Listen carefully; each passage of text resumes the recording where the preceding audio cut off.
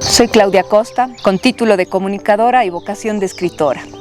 Apasionada por los viejos jardines, los huertos y la vida silvestre. Madre todo el tiempo, filósofa cotidiana, curiosa como un gato, en búsqueda siempre. Escribo desde que aprendí a hacerlo, a diario y a mano, de todo y sobre todo, como una forma de terapia, dejarlo todo en la hoja y empezar el día como una página en blanco.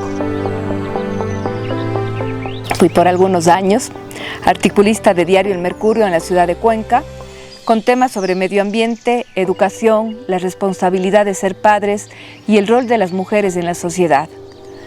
He trabajado con niños y adolescentes en talleres de autoconocimiento y arte y llevo 10 años, quizás un poco más, haciendo junto a Rocío Pozo, artista visual, un taller de recuperación creativa para adultos.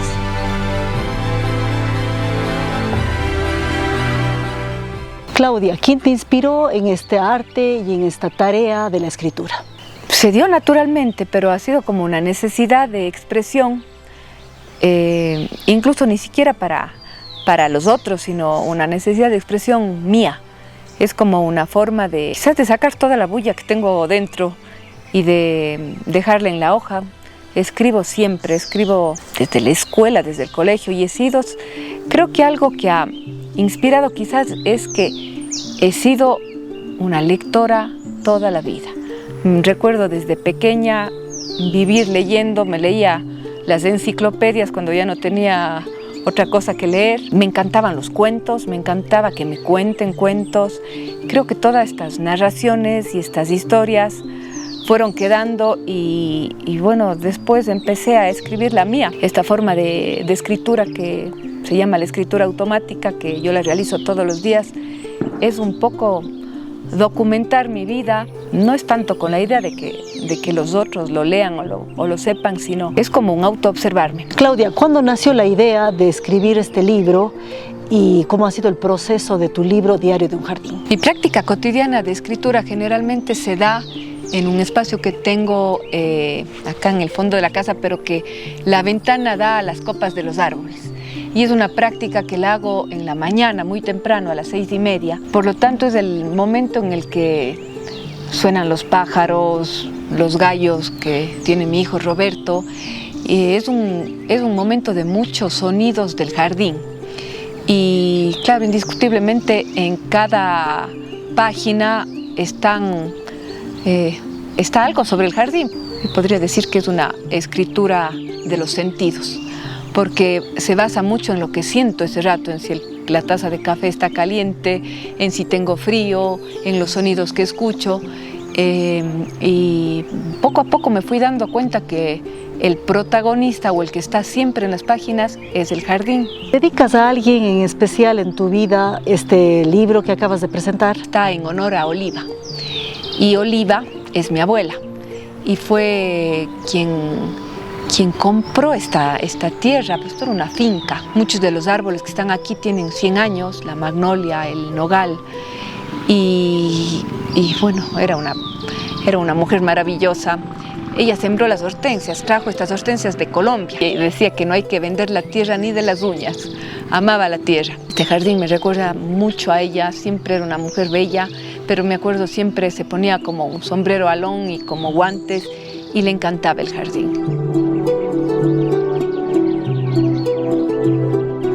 ¿Qué te inspiró a crear un jardín de esta naturaleza y cómo ha evolucionado tu conexión con él? El jardín estuvo, yo creo que este jardín ya existía, no lo creé yo. Sin embargo, lo he cuidado y lo he sostenido y lo he mantenido porque siempre con el miedo de perderlo. Creo que quizás eso es lo que más me ha apegado al jardín, porque San Joaquín, que es una zona que en un inicio fue una zona rural, de huertos, de cultivos, y cada vez se urbaniza más. Es una zona que cada vez los usos del cambio de suelo se cambia todo el tiempo y cada vez se construye más, se pavimenta más. Es una tierra negra, abundante, generosa. Pero claro, yo siempre pienso qué momento se termina, qué momento se urbaniza, qué momento se...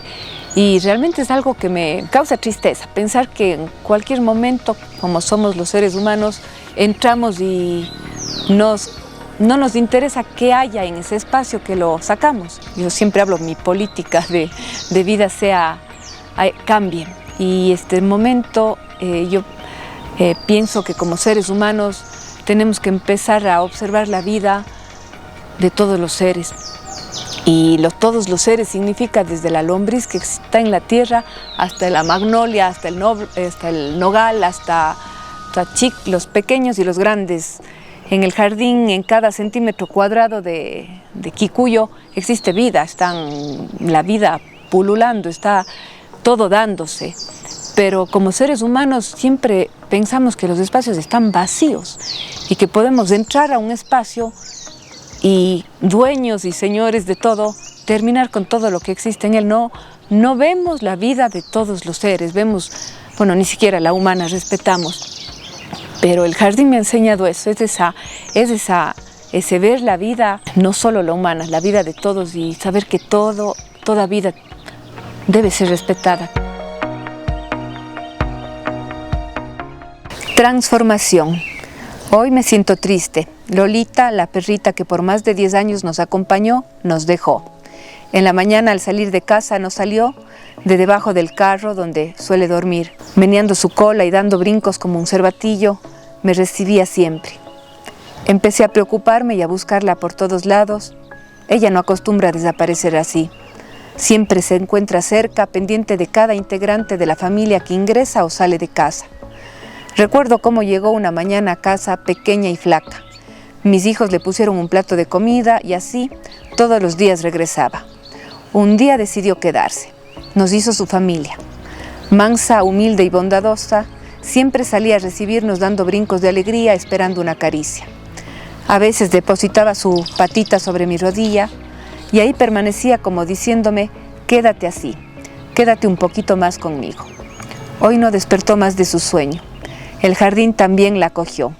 Aquí yace ahora bajo el manzano y el fragante floripondio rosa. Y quizás mañana despertará, convertida en flor, en pájaro, en mariposa o en una pequeña niña que el jardín visite.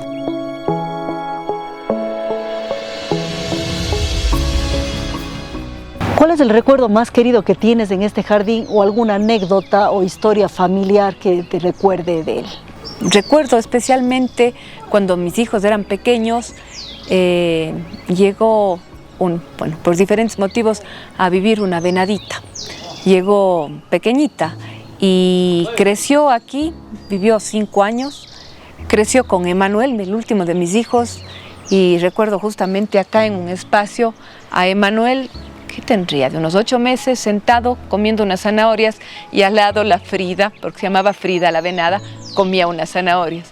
Tengo este tipo de escenas como que muy presentes. Ha sido un lugar que ha acogido, que ha sostenido y que les ha enseñado a mis hijos como el mejor de los maestros. Claudia, ¿cómo crees que tu jardín te ha cambiado en tu perspectiva que tienes frente a la vida? Ha sido ser madre, pero después ha sido cuidar un jardín, porque en el jardín hay vida y yo siento que como...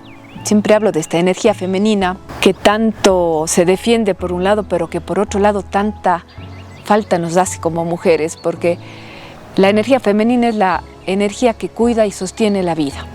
Y no es una energía que está solamente en las mujeres, sino que está también en los hombres. Y esta energía quizás es la que se está perdiendo o a la que no le estamos dando la debida fuerza, porque todo lo que está pasando en el mundo es una falta de amabilidad, que el jardín me ha enseñado a ser amable, a ser humilde. Siempre hablo de esta maravillosa palabra, la humildad, que a veces se le ve como un defecto y es como que sinónimo, no sé, de escasez, de limitación, y humildad viene de humus, que es tierra. Amanece. Me levanto algo soñolienta, pero sí, El encuentro de este momento me motiva y hace que salte de la cama. Vuele a la cocina, me prepare una taza de café caliente y me dirija a mi cuartito, a este lugar donde todas las mañanas acuerdo una cita conmigo. Hace frío, así que apuro el paso. Me dirijo rápidamente a prender el calefactor, las velas, el incienso. Todo esto se ha convertido en un ritual que acompaña mis mañanas. Me produce una sensación de calidez y bienestar. Me acomodo en la banca, me arropo y con la taza de café caliente en mi mano me absorbo en los sonidos y el paisaje del amanecer. Presto atención al velo que tiene la madrugada, las gotas de rocío temblando en las hojas del zarcillejo tras la ventana. Una tras otra, las pequeñas gotas son como un collar de perlas que lo adornan. La lluvia cae suave, todo está mojado y verde. De pronto las hojas del zarcillejo tiemblan, una pareja de chugos. Estos pájaros grandes de negro y amarillo se han posado, han venido a probar los frutos rojos de este arbusto. Desde donde estoy puedo observar las copas de los grandes árboles junto a la entrada de la casa. Me parecen gigantes guardianes cuidando este espacio. Los sembró mi padre y son el hogar del coro de pájaros que acompañan mi despertar.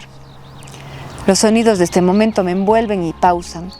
El trinar de jilgueros, mirlos, gorriones y uno que otro chugo, acompañados del constante y rítmico cantar de los gallos de Roberto. El tic-tac de la lluvia y el croar de los sapos. Por la lluvia de anoche parece que todos han salido a cantar. Se oyen mugidos, ladridos lejanos. Me acurruco en mí misma, me arropo aún más. La taza continúa caliente, así que la abrazo con las dos manos para llevar un sorbo de café a mi boca. Me gustaría quedarme todo el día así, envuelta en este sonar como si fuera una manta que me abriga y abraza. ¿Alguna planta o árbol que sea preferido en tu jardín para ti? La magnolia y el nogal. Los dos son árboles que ya existían aquí, deben tener unos 100 años. Es una magnolia blanca con el aroma más delicioso. Es un aroma que me encanta. Y el viejo nogal, que es un árbol de nogal que todos los años se agosta y se queda realmente desnudo, sin una hoja cada año. Pienso que ya no va a reverdecer más, pero todos los años reverdece de forma abundante. Son los dos árboles protagonistas, diría yo, pero luego están las hortensias que son las que desaparecen en un momento dado y luego crecen hasta formar un tupido bosque, un rosal enredadera, que es otra planta que también la sembró mi abuela, son plantas sembradas por ella, después han crecido. Los frutales, hay manzanos, habían 3 viejos manzanos, este momento solo hay uno, son árboles viejos y estos 3 manzanos estaban muy unidos. Yo en alguno de mis escritos hablo que eran como dos niños dándose las manos y crecían juntos, pero murió el uno y al año siguiente el otro, y ya existe solo uno, pero que carga muchísimo. Es como que cada árbol tiene su historia, tiene su personalidad, su forma, yo diría que hasta sus humores y sus características propias. ¿Hay algún rincón o elemento del jardín que te acoja más y sea más inspirador para tu escritura? Hay un espacio atrás en el nogal y estos 3 árboles de manzanos que crean una sombra hermosísima. Es como que un lugar que me parece mágico. Cuando el floripondio rosa está aquí también lleno de flores, me encanta estar dentro. Nunca me ha pasado nada, no me ha pasado nada con los floripondios y es un lugar que también me gusta mucho estar. Es un jardín que para mí acoge y acoge en el sentido literal de la palabra, porque es un jardín al que han venido muchas plantas que han sido retiradas de la casa de mi mamá, que dejó y construyó, y sacamos unas saxumas que vinieron acá. Hay un arupo que no sé si crecerá más, pero que fue también retirado. Son plantas que han sido retiradas y como que el jardín les acoge. Y asimismo hay muchos animales, perros sobre todo, que están enterrados aquí, en los árboles. Entonces para mí es un espacio que acoge la vida y acoge la muerte. consejo le darías a alguien que quiera crear su propio jardín y conectar con la naturaleza de una manera más profunda? Conocer un poco más sobre las plantas nuestras. Bueno, aquí no, las hortensias quizás no son nuestras, pero sí tendemos mucho, como en todo, a valorar demasiado lo que no está aquí y no valoramos lo que está aquí, y nuestras plantas son las más fuertes. O sea, las plantas que crecen casi que naturalmente son las plantas que no necesitan de mayor cuidado, que no requieren, que se dan. Y nosotros muchas veces incluso les vemos como malas hierbas. Vemos enredaderas maravillosas, el taxo, tenemos la uvilla, tenemos todo lo que son plantas aromáticas, el romero, la ruda, y todas pueden ser ornamentales. Simplemente ahí es como le podemos dar forma y diseño a ese jardín. Muchas veces sacamos todo eso que está creciendo naturalmente y no le potencializamos, no le damos fuerza, sino sacamos y reemplazamos por plantas que no son de aquí, que cuesta mucho que se den. Muchas veces se convierten en esas 100 plagas y dañan las otras plantas. Entonces creo que sí tenemos que empezar también a reconocer el valor de las plantas nativas, de nuestras plantas, y sembrar. Yo creo que ese contacto con la naturaleza, ese contacto con la tierra, con las plantas. Siempre digo, tocar la tierra es una terapia, así como acariciar un animal. Un gato, un perro, tener una mascota en los niños, por ejemplo, en los niños pequeños, de acercarles a los animales y a las plantas, es una forma de hacerles que respeten, llamen la vida desde pequeños y de todos. La ciudad crece y crece, el hábitat humano se expande. Cada vez hay más construcciones, urbanizaciones. Donde antes había huertos, ahora hay adocreto. Los muros naturales se han reemplazado por muros de cemento y los viejos jardines empiezan a extinguirse. En su lugar ahora están áreas de parqueo, las especies nativas son reemplazadas por plantas importadas y se termina sin miramiento con la vida de centenarios árboles. El hábitat de pequeños animales se acaba. Aves, insectos, ranas tienen que emigrar, buscar cobijo en otro lugar.